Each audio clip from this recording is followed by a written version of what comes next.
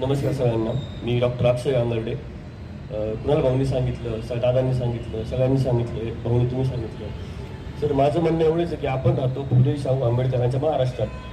आपल्या इकडे काय आहे की तुम्ही सगळे बोलले की धर्म, जाती, पंथ, आप सब बोल रहे थे ना, धर्म हे सब आहे. एकमेकांच्या धर्माबद्दल आदर असलाच पाहिजे भाऊ. पण सगळ्यात मेन मुद्दा हा आहे की आपण महाराष्ट्रात राहतो. आपल्याकडे सध्या फुले शाहू आंबेडकरांचे विचार येतात, ज्यांनी देशाला दिशा दाखवली. अशा लोकांचा अपमान होतोय, कुणाकडे होतोय ते सांगायची गरज आता मला तर नाही. आणि सगळ्यात सर मेन मुद्दा हा आहे माझा की आपण संविधान वाचतो. संविधानात सर एक मुद्दा हा महत्वाचा की बेरोजगारी. आपण बोलतो धर्म, बोलतो जाती, बोलतो सगळं बोलतो, हे सगळं बरोबर आहे, ह्याला माझा विरोध नाही. मुद्दा हा आहे की बेरोजगारी. सर आमच्यासारखी मुलं डॉक्टर झालो आम्ही, बेरोजगारी. इंजिनिअरिंगवाल्यांनी काय करायचं, बाकीच्या फार्मसीवाल्यांनी काय करायचं, बाकीचे सगळे कोर्स डॉक्टरच बेरोजगार असेल तर बाकीच्यांनी काय करायचं, अशी परिस्थिती निर्माण झाली सध्या देशात. बेरोजगारी या विषयावर आपण म्हणजे मी सध्या NSCI मध्ये काम करतो. यामध्ये एकदम हा देशाचा सगळ्यात मेन प्रश्न आहे. त्यामुळेच आमचे राष्ट्रीय अध्यक्ष राहुल गांधीजींनी भारत जोडो यात्रामध्ये पहिला मुद्दा हाच आहे की बेरोजगारी हटाव. बेरोजगारी जर गेली तरच हा भारत देश पुढे जाईल.